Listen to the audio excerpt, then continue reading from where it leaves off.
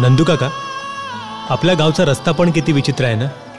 गावची हद्द, आयुष्याची हद्द एकाच वळणावर थांबते. गावाबाहेर जाण्याचा रस्ता एक, पण जाळण्याचे ठिकाणे दोन. माझं लेकरू माझ्या पोटी फक्त जन्म घेतलाय ग, पण वाढलंय तुझ्याच पदराखाली. हाताला फोड येईपर्यंत काम करतेस. कोणासाठी? पोरासाठीच ना. पोरानं 4 बुक शिकून मोठा साहेब व्हावं. काम संपल्यावर 2-4 पोते उचलतो, त्याच्यात काय. मोठा साहेब तर होईलच, पण चांगला माणूस बनला पाहिजे. तू काय तुला प्रपोज करणार नाही? उद्या आपण राजाच्या रिसॉर्टला चाललोच होत ना. तूच कर की प्रपोज त्याला.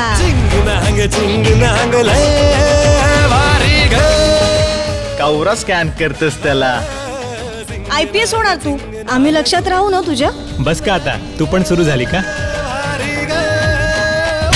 आज तरी पुस्तक ठेव बाजूला. पुस्तकं जर बाजूला ठेवली ना तर एखाद्या पडीक कोपऱ्यात पण जागा मिळणार नाही. अख्खं आयुष्य तुझ्या प्रेमात जाणारा नंद्या इथल्या वार्डातून नगरसेवक म्हणून निवडून आलाय. तू हे करायला आलीस इथे? तू तर काहीच बोलू नकोस. उद्यापासून तुझा हा मुलगा मला गावात दिसता कामा नये.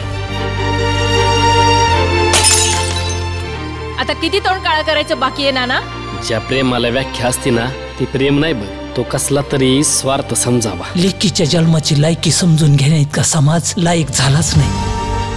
नियतीने कसा खेळ मांडला ना आपल्या आयुष्याच्या.